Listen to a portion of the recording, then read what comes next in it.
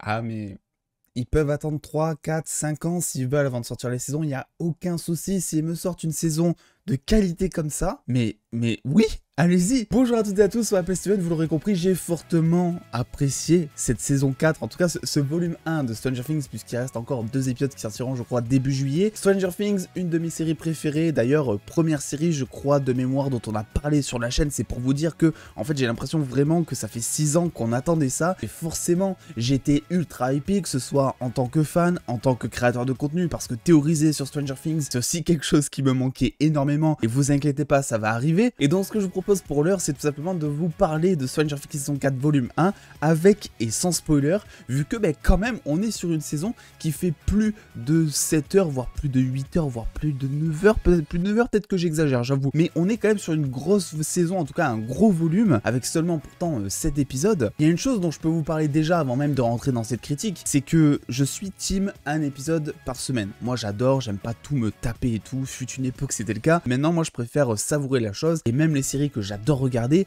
j'avoue, j'ai du mal à regarder par exemple 10 épisodes d'un coup. Et là, j'ai tout regardé, je me suis zéro forcé, hein, j'ai tout regardé à la traite, mais comme ça dans une après-midi sur une journée, et c'est passé nickel, c'était incroyable. Bref, écoutez, donnez-moi votre avis en commentaire comme d'habitude, et puis nous c'est parti, on se charge de parler de Stranger Things, saison 4, volume 1, toujours plus Netflix, toujours plus.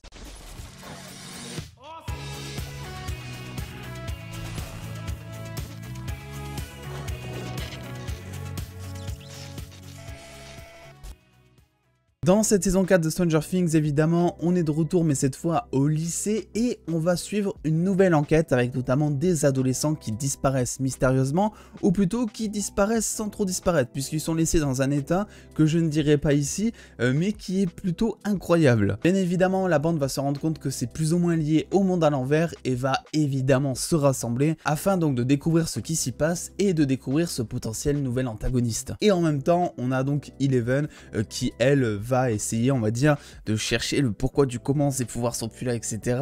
Et qui va aussi vivre mal la situation. Et je vais juste commencer par ça, en fait, parce que pour moi, c'est le seul point négatif, on va dire, de cette saison, et c'est pas non plus énorme, c'est que autant j'apprécie finalement le fait que Eleven... C'est que autant j'apprécie finalement que Eleven perde ses pouvoirs justement parce que ça offrait vraiment une toute autre envergure, et en fait j'aurais aimé qu'elle passe au travers de ça, si vous voulez. J'aurais voulu qu'elle ait une espèce de rédemption et qu'elle se dise bah j'ai pas mes pouvoirs mais c'est pas grave, c'est une nouvelle vie qui commence, etc. C'est compliqué au début mais on va y aller. Et au final, sans vraiment rentrer dans les détails pour l'instant, Eleven, je trouve qu'on a vraiment un retour en arrière en termes de développement de personnage. Je trouve que ce qui est apporté autour de son personnage, autour de ses pouvoirs, c'est pas des choses nouvelles, sauf en début de saison où justement là elle va se faire bully et tout, voilà, comme on l'a vu dans la bande-annonce, elle va assez mal vivre la situation, elle n'a plus son premier moyen de défense, on va dire, elle se sent totalement perdue, et ça c'est un truc que j'appréciais et qu'ils ont perdu au fil de la saison. Autre point négatif, on va dire, c'est qu'il y a de plus en plus de personnages dans le casting, et du coup, on a beaucoup d'intrigues secondaires, ce qui, ça, n'est pas dérangeant, puisque vous vous en doutez, tout finit, tant soit peu, par se lier à un moment donné ou à un autre. Et le souci, c'est qu'on a des personnages qui sont de base principaux et marquants de Stranger Things, qui ne sont, mais genre, quasiment plus là dans cette saison, ou quasi plus, qui sont vraiment laissés de côté. Je pense notamment à Jonathan Byers, qui lui est vraiment, mais genre, what the fuck, tu te dis, mais qu'est-ce qu'ils ont fait de son personnage? Il n'est plus là. Alors qu'au contraire, t'as des personnages qui de base étaient un peu plus secondaires, qui sont maintenant principaux. Je pense à Max, je pense à Nancy. Et en plus, il y a des nouveaux personnages qui sont ultra attachants. Alors cette saison de Stranger Things, c'est la plus chère de l'histoire Stranger Things. C'est peut-être même la plus chère de toutes les séries, je suis en train de calculer. Parce qu'on est quand même sur des épisodes qui sont à 30 millions de budget par épisode. Donc après, évidemment, ça s'équilibre parce qu'il y a des épisodes qui sont plus longs que d'autres. Donc voilà, c'était grosso modo, c'est ce que nous avait donné notamment le Wall Street Journal il y a maintenant quelques mois. Et voilà, on serait grosso modo sur 30 millions par épisode, et vraiment tu les ressens. Ils t'ont pas menti sur la marchandise. En même temps, bon, ils ont eu 3 ans pour travailler les effets spéciaux, donc ils ont tout eu finalement, ils ont eu le temps, ils ont eu le budget, et ils ont super bien travaillé parce que tout ça, ça se voit à l'écran. Il n'y a pas un truc qui est en dessous d'un autre, peut-être un truc auquel je reviendrai dans la partie spoiler à la fin, qui voilà, tu vois que c'est un petit peu fake, mais sinon, il y a vraiment des choses qui sont intéressantes, même en termes de mise en scène. T'as, je crois, 3-4 plans séquences. Donc, plans séquences, vous savez, c'est quand on filme sans cutter et tout. Voilà, on filme tout d'une traite, une séquence de 2 minutes, hop, on la filme d'une traite. Donc, c'est assez compliqué parce qu'il faut tout chorégraphier, il faut avoir les beaux moments de caméra. C'est un petit peu comme une répétition, un petit peu comme une danse, quoi, finalement. Et tu vas vraiment avoir dans ces moments-là, du coup, la caméra qui va accompagner l'action. Il y a notamment un moment où il va y avoir un gunfight, donc des gens qui vont se tirer dessus dans une maison, etc. Et vraiment, t'as la caméra qui va suivre chaque mouvement, avec la caméra qui va trembler pour se faire comprendre qu'il y a vraiment quelque chose qui est en train de se passer. Donc là-dessus, là aussi, ils sont bien arrivés à trouver le bon mélange, comme d'habitude avec Stranger Things, entre drama et humour. Des personnages comme Dustin qui font toujours aussi rire et qui apportent toujours leur petit truc, mais pas que, parce que chaque personnage a un petit peu son élément, on va dire, humoristique. Le duo Steve-Dustin fonctionne toujours, mais à merveille, c'est toujours un plaisir de les suivre. Et il y a aussi une chose qui est incroyable, vous le savez si vous me suivez sur Twitter et Insta, parce que j'ai pas pu tenir trop longtemps avant de parler de cette saison, c'est évidemment le côté horreur. Ils avaient déjà teasé les acteurs en interview, etc., notamment durant la pandémie, ils prenaient beaucoup plus leur temps, etc., pour tourner, parce que c'était la saison la plus dark de toutes. Vraiment, je m'attendais zéro à ça. Mais vraiment, il y a des épisodes où il y a vraiment des côtés horrifiques, où vous allez retrouver par exemple des scènes qui sont semblables à Conjuring, des choses comme ça. Ça surprend au début, et ça, vous le saurez dès la fin de l'épisode 1, notamment, où ça va vous donner le ton de la série. Il y a des éléments gore, il y a des éléments qui font flipper, et il y a un screamer, on va dire, voilà, il y a un screamer quelque part dans la saison, qui est assez téléphoné, on le sent quand même venir, c'est pas un truc de malade,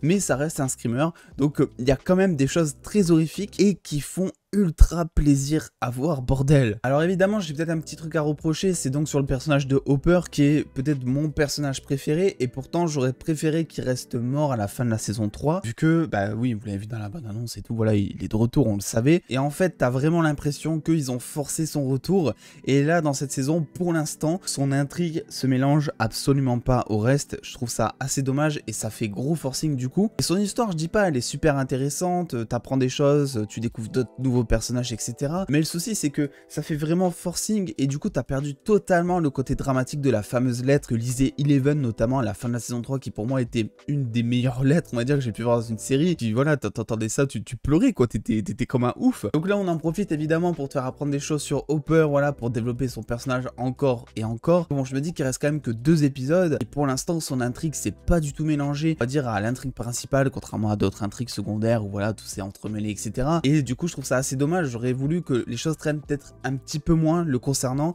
parce que c'est vrai que du coup, il est, on va dire, en Russie. T'as vraiment cette impression de passer vraiment à une autre série presque au moment où on va suivre Hopper, donc voilà, c'était juste le petit truc que je voulais rajouter. Et enfin, s'il vous plaît, pour finir cette partie de non-spoiler, donnez un Oscar à cet homme. Mais à chaque fois qu'il parlait, ce personnage, j'étais comme un dingue, il est trop drôle, donnez-lui un Oscar. Bref, écoutez, pour cette partie de non-spoiler, c'est à peu près ce que je peux vous dire pour l'instant. C'est très compliqué de pas en parler, donc on va passer très vite à la partie spoiler. N'hésitez pas à me dire ce que vous en avez pensé aussi, et revenez sur cette critique, hein, si jamais vous n'avez pas vu la série, que vous comptez voir la suite de cette critique. Et puis nous, c'est parti, on se charge de spoiler la saison 4, volume 1 de Stranger Things.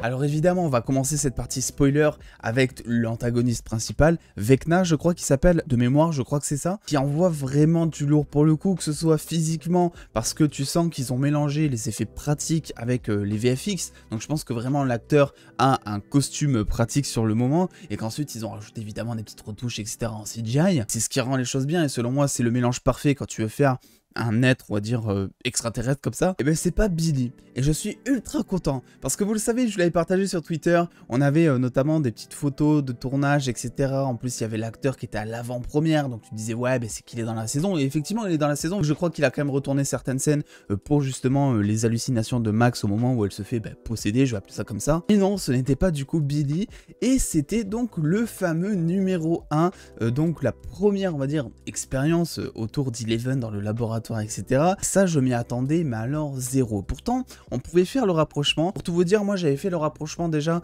quand il commence à parler à Eleven, quand il commence à lui donner des conseils. Je me suis dit, ok, à tous les coups, c'est lui le numéro 1, il a des pouvoirs, etc. Mais jamais je me suis douté en fait que ça pouvait être lui l'antagoniste en mode un petit peu transformé, comme jamais je me suis douté que ça pouvait être lui non plus l'enfant que l'on avait suivi au début, donc le fils, on va dire, du fameux tueur en série entre guillemets, qui n'est pas un tueur en série vu qu'en fait il n'a absolument rien fait, et qu'il est en prison et qui s'est crevé les yeux pour rien en fait. Donc lui c'est un personnage ultra intéressant pour tout le côté humain, j'adore le développement qu'ils lui ont donné, parce qu'au fond tu sens que c'est quelqu'un qui veut aider, on va dire, qui veut aider Eleven, mais qui a sa propre vision des choses, et c'est là où justement selon moi c'est un antagoniste qui n'est pas très original paradoxalement, c'est que souvent c'est vrai que ce soit dans les films, dans les séries, on a toujours un méchant qui se dit ouais les humains c'est un peu une race inférieure, oui finalement moi j'ai ma propre vision des choses et je veux changer le monde, je veux le façonner à ma manière, chose qu'il veut absolument faire. Donc c'est là où selon moi cet antagoniste il perd un peu, on va dire, en puissance au fur et à mesure que tu avances et au fur et à mesure que tu découvres en fait ce qu'il fait, parce qu'au début c'est ultra intéressant, vraiment des gens qui volent au plafond, tu sais pas comment ça fonctionne,